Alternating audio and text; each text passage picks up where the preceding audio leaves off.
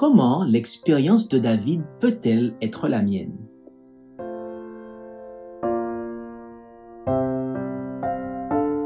Je ferai mes délices de tes statuts, je n'oublierai pas ta parole. Psaume 119, verset 16. Nous devons obéir. Une véritable connaissance de la Bible ne peut être acquise que par l'aide de cet esprit par lequel la parole a été donnée. Et pour acquérir cette connaissance, nous devons vivre selon elle. Nous devons obéir à tout ce que la parole de Dieu ordonne. Tout ce qu'elle promet, nous pouvons le revendiquer. La compréhension par la prière. La Bible ne devrait jamais être étudiée sans la prière. Seul le Saint-Esprit peut nous faire sentir l'importance des choses faciles à comprendre ou nous empêcher d'arracher les vérités difficiles à comprendre. C'est l'office des anges célestes de préparer le cœur à comprendre la parole de Dieu, de telle sorte que nous soyons charmés par sa beauté, avertis par ses avertissements, ou animés et fortifiés par ses promesses. L'unité d'intention. La compréhension de la vérité biblique ne dépend pas tant de la puissance de l'intellect mise au service de la recherche que de l'unité d'intention, de l'aspiration sincère à la justice. Méditer sur son amour. Dieu nous demande de remplir l'esprit de grandes pensées, de pensées pures. Il désire que nous méditions sur son amour et sa miséricorde, que nous étudions son œuvre merveilleuse dans le grand plan de la rédemption. Alors, plus claire et encore plus claire sera notre perception de la vérité, plus élevée, plus sainte, notre désir de pureté de cœur et de clarté de pensée. L'âme, qui habite dans l'atmosphère pure de la pensée sainte, sera transformée par la communion avec Dieu à travers l'étude des Écritures. Marcher dans la lumière. Marcher continuellement dans la lumière de Dieu. Méditez jour et nuit sur son caractère. Vous verrez alors sa beauté et vous jouirez de sa bonté. Votre cœur rayonnera du sentiment de son amour. Vous serez soulevé comme si vous étiez porté par des bras éternels.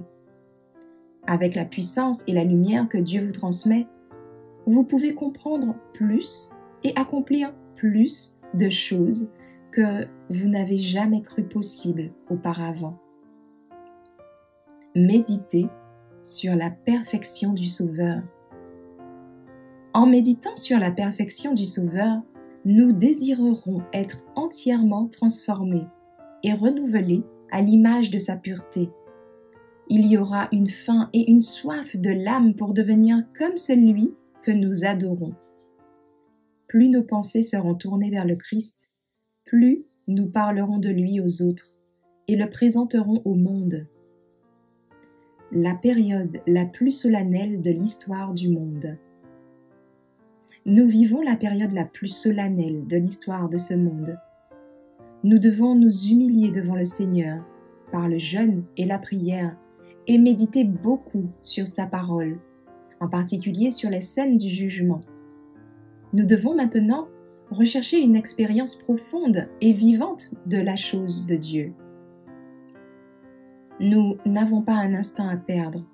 Des événements d'une importance vitale se déroulent autour de nous. Nous sommes sur le terrain enchanté de Satan.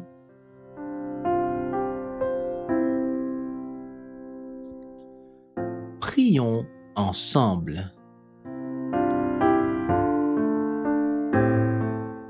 Ô Père, nous réalisons que si nous voulons vraiment la pureté du cœur, des pensées plus élevées, plus propres et plus saintes, alors nous devons méditer quotidiennement et surtout sur la vie du Christ. notre Sauveur. En le contemplant, nous serons changés, renouvelés, et notre esprit sera reprogrammé à l'image de sa pureté.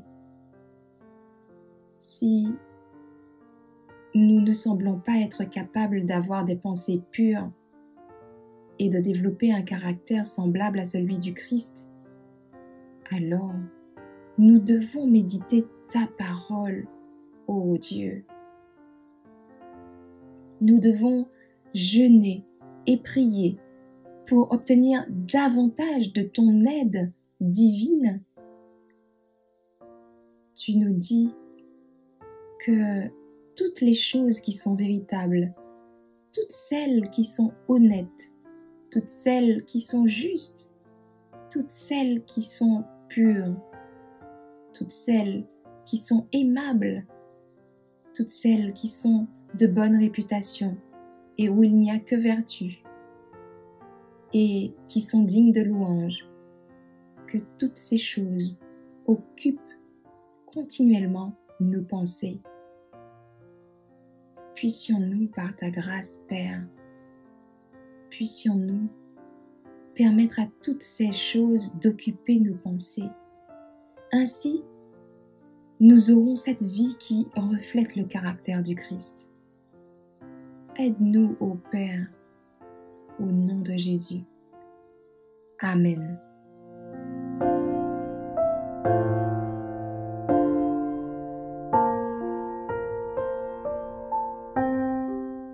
Merci d'avoir écouté cette présentation avec lereste.org.